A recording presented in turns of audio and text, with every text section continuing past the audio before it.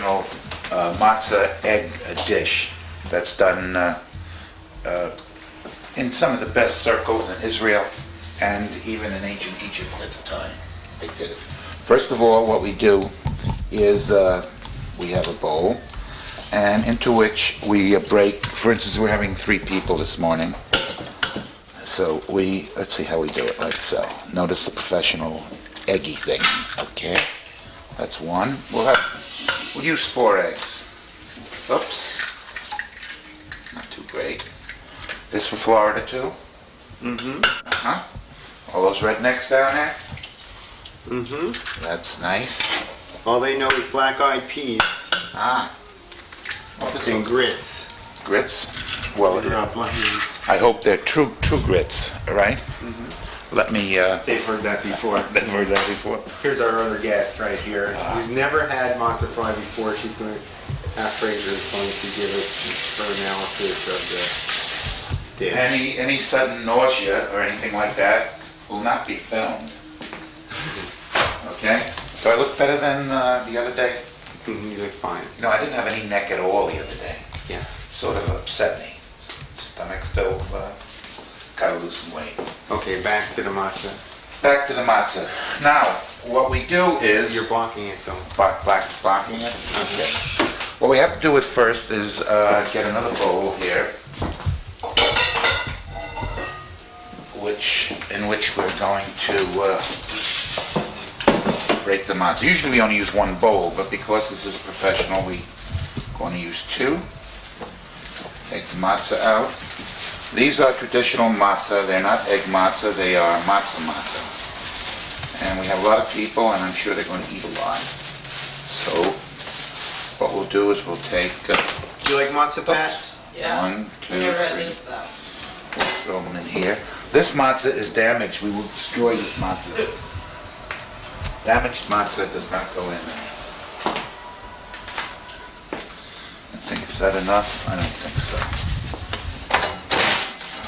Now what was that? What's going on here? We are smashing the matzah. We'll add another one. Now, into this we add, let's put some water to soften up the matzah. 1. There are 2 schools of thought. There's the cold water school and there's the hot boiling water school. You put 2 cups of water in there? 2, just to soften it up. Actually, not to make it too soft. What's the temperature that you used? The temperature that I use? Actually, it all depends on what comes out of the tap. It's city temperature. It's the average temperature is shared by the whole. And it's spring, so... Right. It's got a little bit of... Notice that? Okay. Or if you can put the bowl towards this direction. Okay. We'll add a little more water. That will get it real soggy. Okay. And now we drain the water. The water is drained.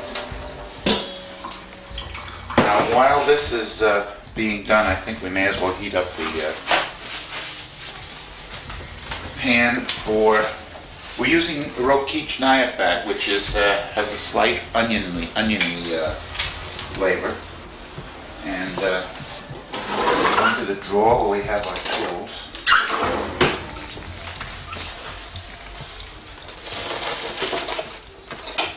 Too much sun?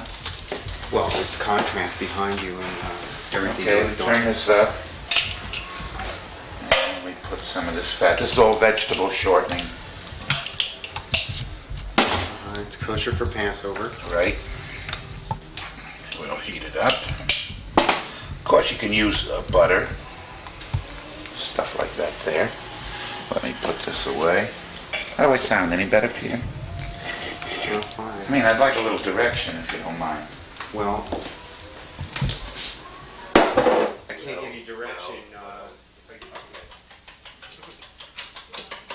Mix the egg up. Family egg, the 4 eggs, right? Is there anything, did you add milk or anything? That's what I'm going to do now, only for this occasion. What I'm going to do is put a little vanilla extract in. Do you mind showing me the bottle? That's the bottle, vanilla extract. Okay, give it a little flavor. Vanilla extract. And vanilla extract is what we use when we make French toast also. Gives it a real nice flavor.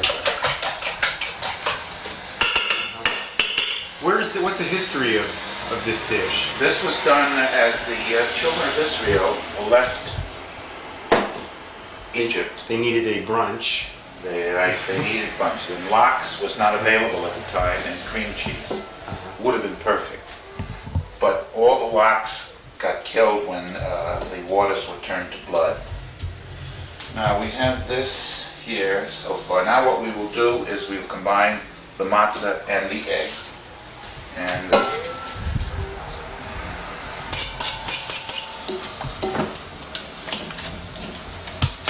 there we go.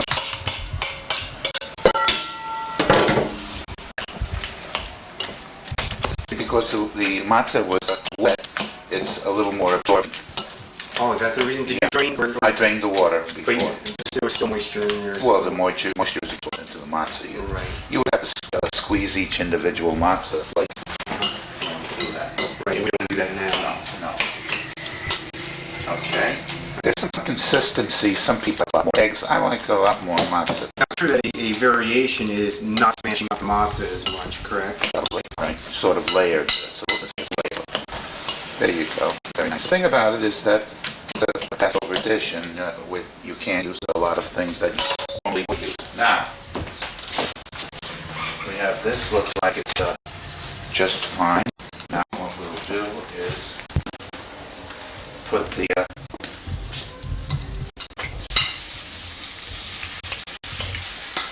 Temperature. hot.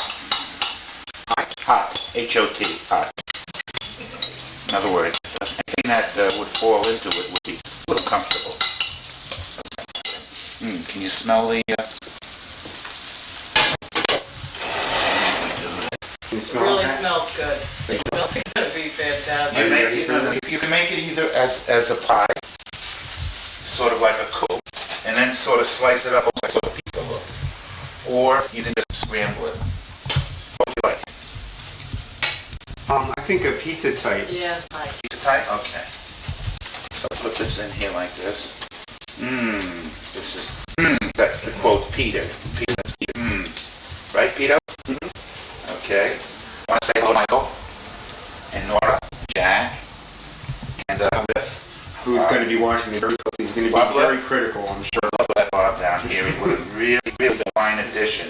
Uh-huh. He would represent the Egyptians at the Seder. That's Because he always has, something to say that's sort of conflict with what I think. He's always competing with me, but he never quite makes it. But that's the way it is. It's all right. Let's see. Who else we got down there? hold on, waiting. Right? Bottle and Chris. Right. Wonderful. So now it's being cooked. And George, of course. Right. All those people that have been very kind to me and very considerate, go out of their way. And even though they don't want to, they hang around.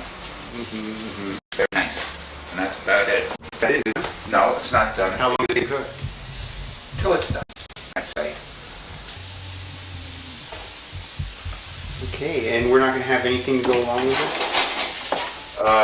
Well, you can't have any bread or anything like that. So No, I mean that. I mean, how about some fruit? We're having a dip here, Pete. it may be burned by now. I hear, I smell it's like burning. The dip's good, isn't it? I haven't tasted it yet. Oh, you haven't dipped? It's very good.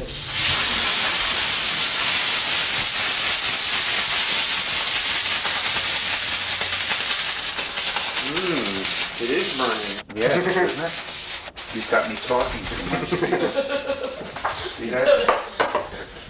The important thing is not to burn it. That's burn dry. Burn dry.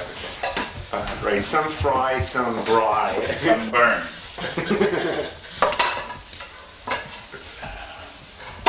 Okay, now this is a very delicate. But it's not really burned. It's sort of... Notice that? Isn't that gorgeous? Just do the other side a little bit. It's just charred. No, not bad.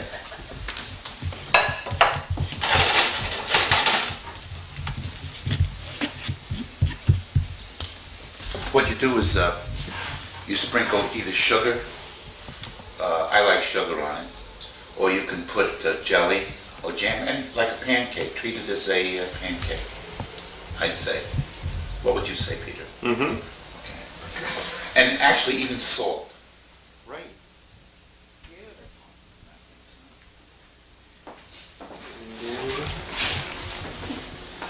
Let's see, we can cut some of it up. There's some knives and forks over there on the table. And give credit where credit is due, right? Yeah, that comes from Florida too. That is museum quality cutlery.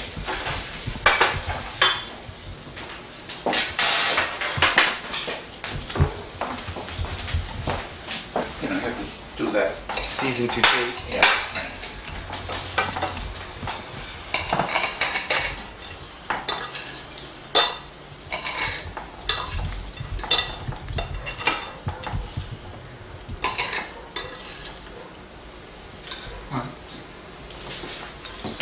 Okay, Pat, do the taste test. Well, I'm supposed to be sitting here, bro. That's a good taste. Okay. Please, have a seat. Put some stuff on it. Yeah, you need salt or something. More. Okay. I'll try just my first one with salt and a little pepper. Okay.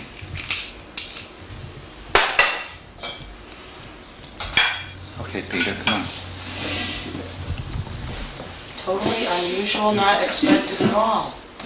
It's very good. You like it? You know what, we get some sugar in and we'll try some sugar.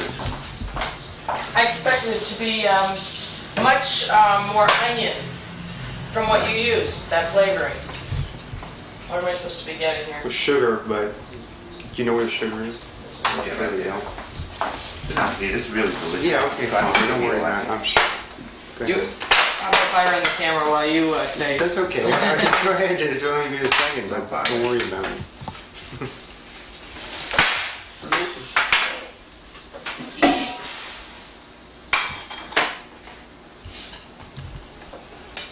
Oh, and there's applesauce.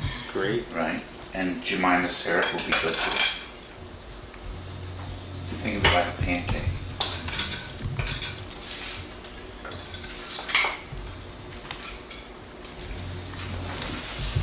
I love it with the applesauce.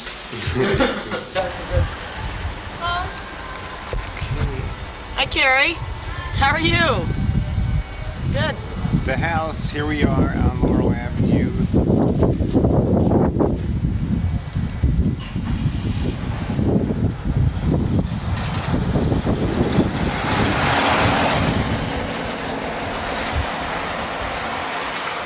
And there's Pat. Okay, Pat, we're off All right. to see a little bit of Connecticut suburban life.